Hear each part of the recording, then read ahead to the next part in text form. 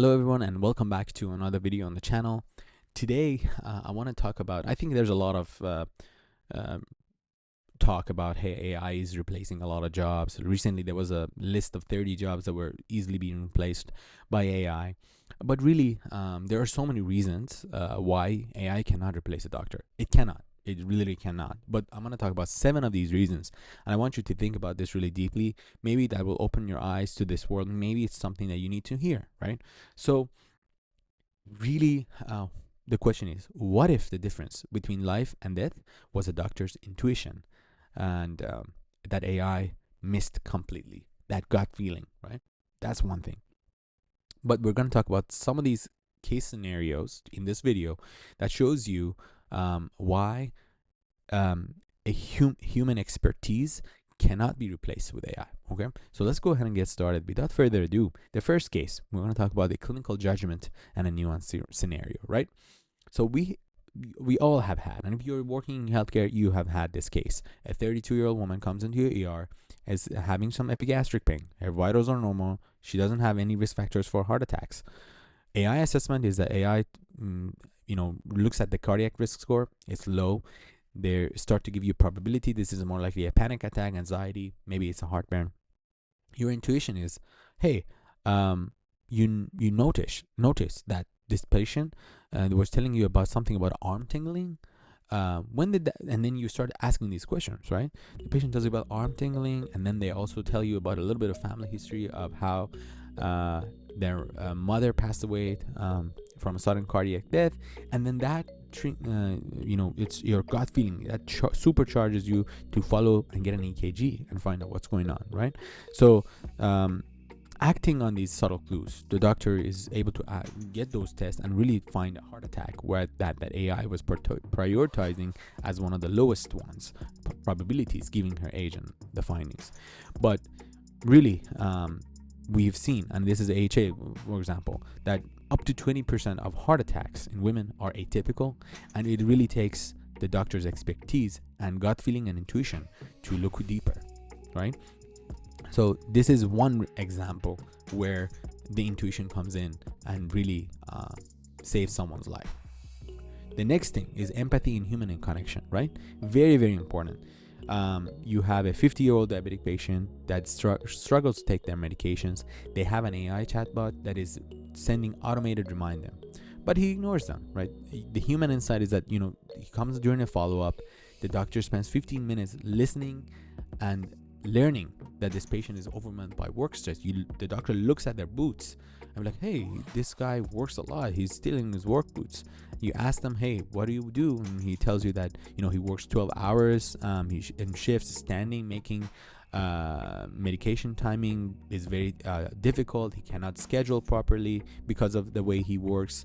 But then the doctor sits down, build that connection and trust, and maybe they tell him a little bit of a personal story, right, about balancing a health and work, building trust with the patient, and then they come up together with a plan that really accommodates this patient's work life, right?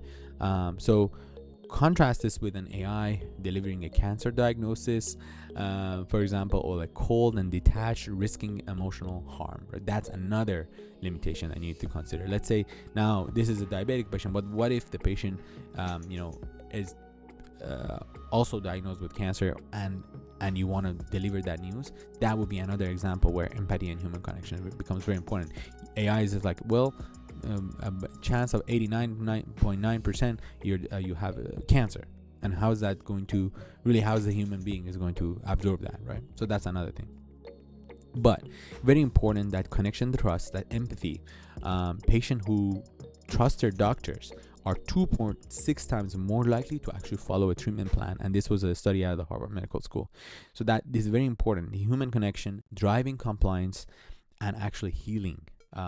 AI can't replicate genuine empathy, okay? And even if they try to do the best thing with it, still a person will know that they're interacting with a automated AI machine. All right. The third thing, accountability and ethics. Let's talk about a human moment, right? You got an 85-year-old patient, has a terminal, basically diagnosis of pancreatic cancer. AI analyzes that survival odds and tell you, the survival odds are X%. So if they say the survival odds is 10% and they recommend, discontinue aggressive treatment. And here's the thing, that 10%, how are you going to explain that? How is AI going to explain the 10% to the family? First of all, if I say to the family, hey, and the patient, that 10%, you'll have 10% survival, but the way you deliver that news can really change their decision making, right? If I say 10%, but with XYZ, low likelihood, or I say there's 10% chance that you could make, right? So it's very important. How is this AI tool going to deliver that? Now, the doctor initiates a family meeting, right? You sit together, you discuss the patient's deeply held cultural values and family wishes, right? We have to all come to these difficult decisions are very human. These are very, very human moments. The doctor sits, again, at the eye level with the family, voice gentle but honest. There are things we can do for comfort, but aggressive treatment might cause more suffering than benefit. That little conversation there, then the feedback you get from the family members in the room, right? The little nods there, maybe a little teardrop here, maybe they're looking away for a second.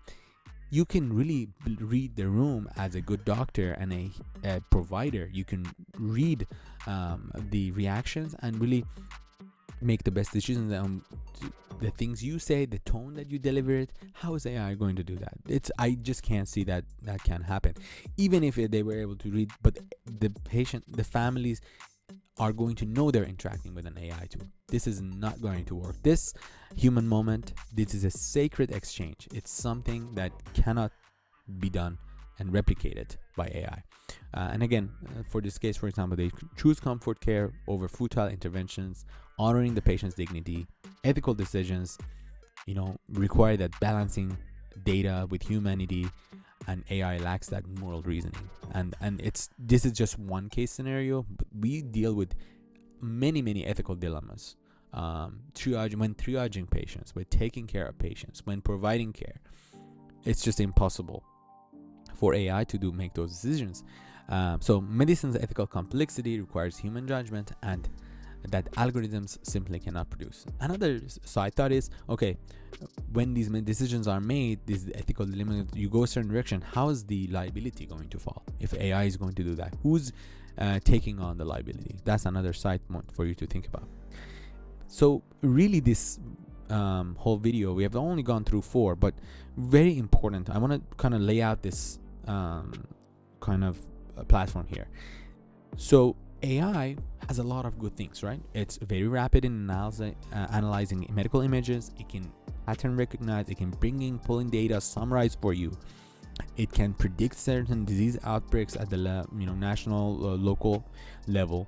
It can tell you a lot of medical and medication interactions, right? Human strength is really in that intuition, in that judgment, in that empathy, in the building connection, and ethical decision making, complex case management. So really, each of these have strengths that you need to be a good doctor and a provider, right? So the optimal approach really should be AI as a tool for the doctor, as an augmentation and not a replacement. Human oversight of AI recommendations, very, very important.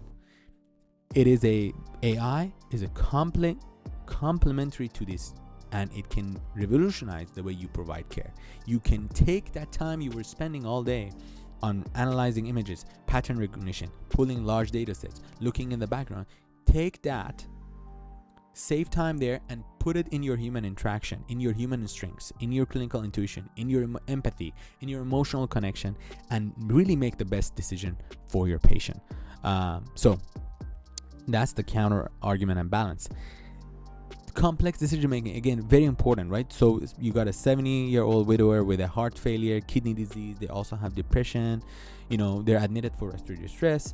AI recommendations, all medical things, right? Diuretics, ACE inhibitors, give them this medication, all that. But really, the holistic approach, when is that going to come in, right? You need the medications. You need to adjust this plan because when you give antihypertensives, when you give medication that can affect kidney, if they have other medical conditions, you need to think about, okay, their age. Are they going to fall? Are they going to even take the medication? How are they going to arrange that, situation at home with depression and loneliness? You got to think about the outcomes of that. So a human level ahead, right? So 3 months later, with social support in place and medication optimized, he's back to his weekly chess games and that part. That would be the best case scenario. But I'm saying just giving the medication and recommendation following alone is not going to work. You need to think about the loneliness, the problems at home. Are they going to take it? Do they look like someone that's not going to comply? What are their barriers? Go through and work with it, right? So this lonely widow struggling to afford groceries needs more than just medication, right? But what if they're having problem even affording medication? Maybe they need to be placed, right? So very complex decision makings that we have to make on a daily basis. Very important to consider. The next thing is the technology limitation. There's still a lot of technology limitations. I know it's amazing. AI is bringing all these things up, and I'm a very supportive of using AI augmentation because of this technology is amazing, right? But let's think about the medication. Like, they can make a lot of errors, right? So let's say a patient has lupus. This is an AI autoimmune condition that really needs to be managed by a fellowship trained doctor, a specialty in rheumatology, and they could be on multiple immunosuppressants. They have prednisone that can be taken for years, that needs to be managed very closely. All these medications could interact. The patient could have risk for X, Y, and Z. Now the patient is trying to ask AI about the management of their medications. So they say, hey, I've been on prednisone for 6 months. The AI says, yes, if my symptoms are resolved, here's a taper. Even they give you a taper, how to cut down on it and all that. But that taper, that decision right there, it needs to take into account everything about the patient, and not only that patient, other patients who've been on prednisone, the experience and expertise of the fellowship trained doctor, the rheumatologist, to make that decision. You cannot put that situation in just an AI bot to make that decision, right? There's so many complexities that the technology is right now is not ready to handle. The false positives. So AI can mislabel things. So it could benign lung nodule as cancer on a CT scan, can cause more anxiety, predispose you to more invasive testing.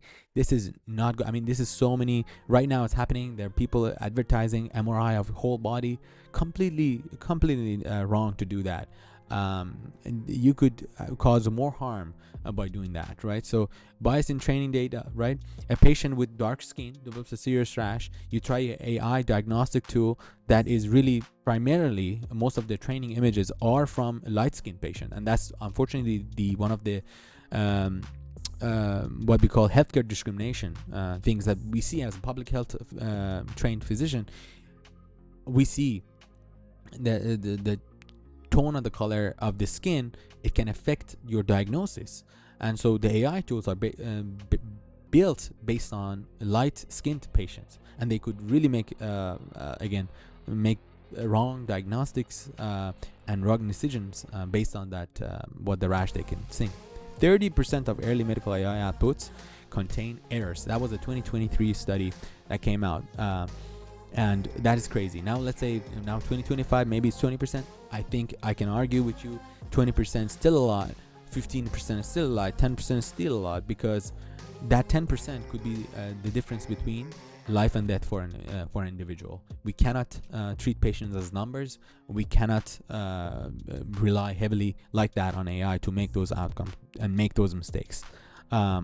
Again, as you've seen my videos and channel, even when you create board exam questions, answering the board exams, they may pass a test, but they can make some horrific mistakes. They can hallucinate, come up with things that don't exist, miss subtleties, and they may not grab all of the data that from appropriate places, right? So very, very, we still have a lot of barriers using AI to do that.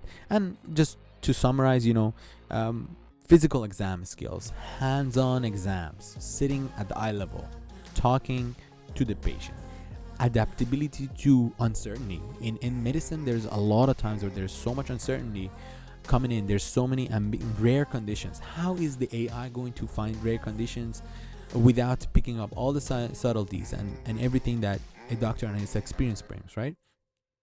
But the best thing is to put the AI tool in a human doctor's hand who's trained, who is excited to use it, who can use it properly.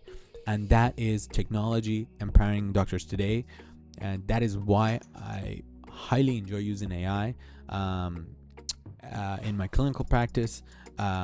And I have found a balanced approach of how to use the AI to do the manual work, and me being there for my patient, working on my human strengths, and getting empowered by amount of time that I can now spend with my patients to really provide that patient-centered care. So if you guys stay till the end of the video, thank you so much. I'm so happy to be here. I'm so happy to create this presentation for you guys. This presentation I created using Gamma AI, and I went through these reasons.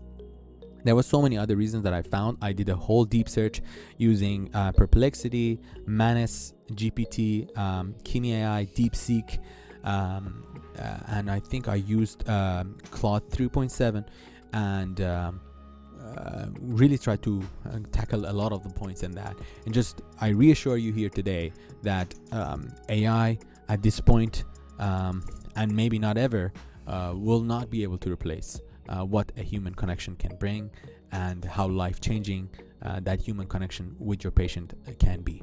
Again, don't forget to like, subscribe, leave me a comment, put your thoughts in here, and I'll see you guys on the next videos.